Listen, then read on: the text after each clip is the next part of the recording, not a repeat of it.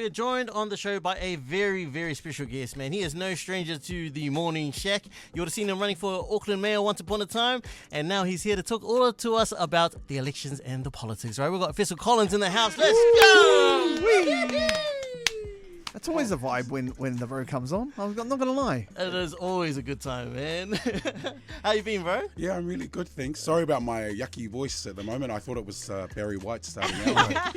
Not, my wife just thinks it's yuck, so nothing there. It's the husk. Yeah. He's got the husk going on. I like it. Now, so we were talking earlier on the show about, sometimes our kids, they expose us, when they're not supposed to. Has your kids done that to you over the last few years? Yeah, it was good. I was listening to the show as I was coming in on the radio, and one of the things that I used to get all the time was when people would ring me. And one time my eldest daughter had the phone, and I was going in the call. But, and then she goes, Dad said in the call. I'm like, Nah. See, I'm going to end something else once you give me that phone. In that allowance right now. Yeah, hard out. Yeah, so I was really embarrassed. So I was thinking, but I felt sorry for you. Is it Maddie, your friend, or something? Yeah. Maddie's not my friend. Maddie's our friend. Me and Regan's friend. Hey, shush. You two, I would have pissed it. Oh my gosh. Well, going from running for the mayor and now moving over to the Greens Party, what's been the difference so far in that run? Yeah, I'm enjoying being local this time. Nice. In the mayoral campaign, I was all over the city, and so the days were really long. But this time, I'm local. I'm in the Pamia or Tahu electorate. So, I just roll out of bed and I just start campaigning because I'm home and I'm in the area. So that's one big difference. And I'm with a team. When I was going for the mayoralty, it was just me, and I had to front for everything. I was saying just before that I'm getting good at nodding. I've got the best nod. Because, when you watch the politicians on TV, the leader will stand up, and then behind them, you've got people going like this all the time. Just nodding up and down. And so now I'm just doing a nod. Yeah. So even if they say something wrong, I'm just nodding away. You're doing your part. Yeah. We're going to finish the whole, election day will be, man, those traps, your neck muscles must be, you'll be up there. Get into the fight for life next time, bro. You'll have those neck muscles. Did you have a lot of practice, back in Sunday school, growing up in church, and you're not allowed to say anything, you just nod. Yeah. To your parents say, Then you'll go loco, and then it's in the call, Like, if you get it wrong. Hey, and you get the eye as well from your parents, and they're sitting there, and they know the go loco better than you do. I was raised like that. Yeah. And so, a lot of our people, our Pasifika people, they're religious Labour Party leaders. How have you gone about having this conversation maybe in your own family or in your community, now that you're with the Greens Party? It's been a big step for my mother in particular, because she was saying to me, oh, son, I've always voted Labour. And I said, and now it's time for something different, Mum.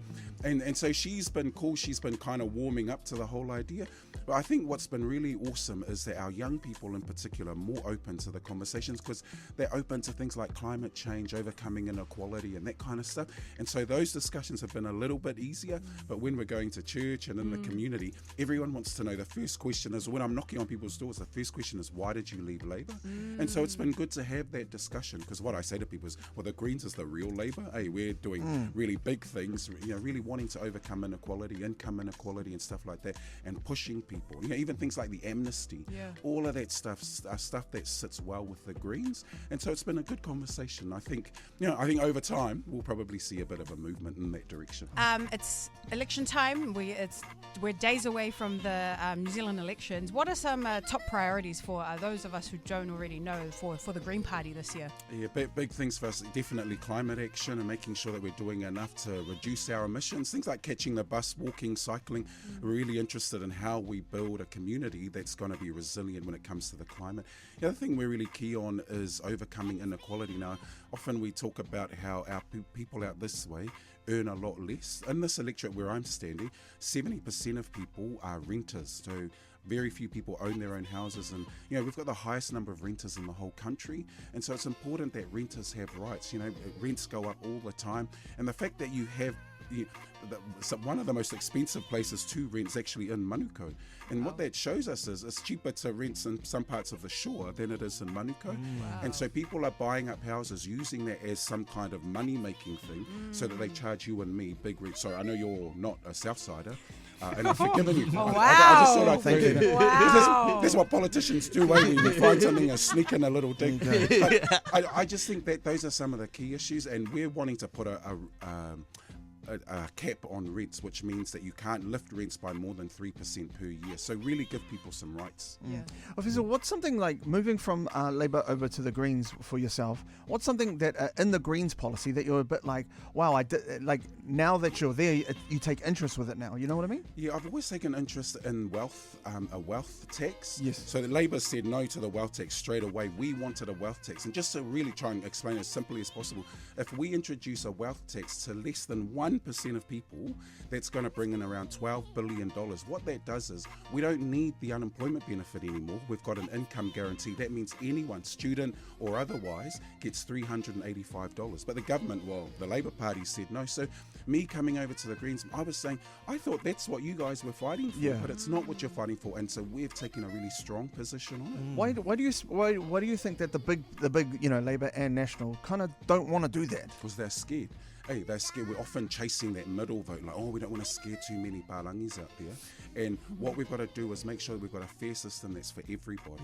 And that's why I left. Because in the end, I was always getting into trouble. Hey, and I was tired. I was thinking, bro, I'm like nearly 1,007 years old, and people are constantly telling me, this is when you wipe your bum and all of that kind of stuff. I wanted people to know I'm ambitious for the community, and that's why I thought I want to be part of a group that's going to push hard for the community. That's beautiful, man. And what learnings have you taken from your mayor campaign over to this year's election? Yeah, to be myself again, That's to beautiful. enjoy myself, to laugh.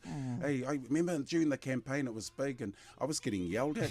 For a time, I had a security detail. Yes. Hey, and now I can get out, and I'm amongst my own people. So even though people might not be voting Green, and I try and encourage them, they're still polite. They just politely go, like my mother. They just go, oh, that's all right, son, and then off you go, as opposed to swearing at me and that kind of stuff. So I think that's what I've learned, is just to continue to be myself and enjoy it. We've gone over to the text line. A lot of you have messaged through questions for Efeso, so we're just going to get straight into it. Someone has asked, what does Green Party have to offer the health force? Yeah, we really want to build the health force. So build a pipeline, make sure that we're getting more doctors, nurses, healthcare workers through the system so that they can go into hospitals. We know that we're really short on doctors and nurses, and so if we're using the academies, lots of schools have health academies, and so if we build on those health academies, it means that a lot of our young people are going to go straight through the system, rather than get to university and be like me and do an arts degree and not know what you're really trying to do. Hey, you're a bit more directed and that kind of stuff. Not that I'm dissing the arts people like myself. We'd sit out, look out the window and think, what's the world going to be like today? But I think if you can help people through the health system, then that means that because our people are the best. We're the best at caring for people. That's beautiful. That's beautiful.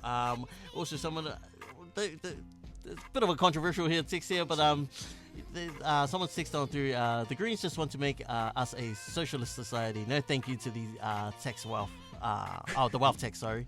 Yeah, that's cool. What are your thoughts? I know a lot of people think like that. I think what we've got to be clear on is the Greens are about the planet and about people. Socialism isn't that kind of thing that we've talked about before. This is not around the Marxist days that people have often studied. And so if we're putting the planet first, how do we look after the environment? And if we're putting people first, how do we overcome inequality? And just with the wealth tax, I just say to the person, that's really cool. I get it, people not wanting the wealth tax. But we're talking about the 311 families that have an average of $285 million. I doubt many of us sitting around this table have $285 million worth of wealth. So it's not going to affect you. Remember, 0.7% of people are affected by this, but it brings in a fair wealth tax. Can I just say, the people who own all of that wealth, they pay about 9% of their earnings in tax. You and I pay an average of 22%. So why are the wealthy ones being left to pay less tax while you and I pay double what they're paying? True. If it did come down to it, and with an MMP system, and it does, with Labour, it looks like, that's the left wing, I suppose. What would be the policies that are like, this is a non-negotiable that we need to talk about, do you think? Yeah, I would love the wealth tax to be the non-negotiable ones. I can't make that decision on behalf of the party, but I hope they're all listening to me now, and the leaders are nodding the way I nod at the back of them. But we've got to be clear on that. If we want, one of our policies is free dental care.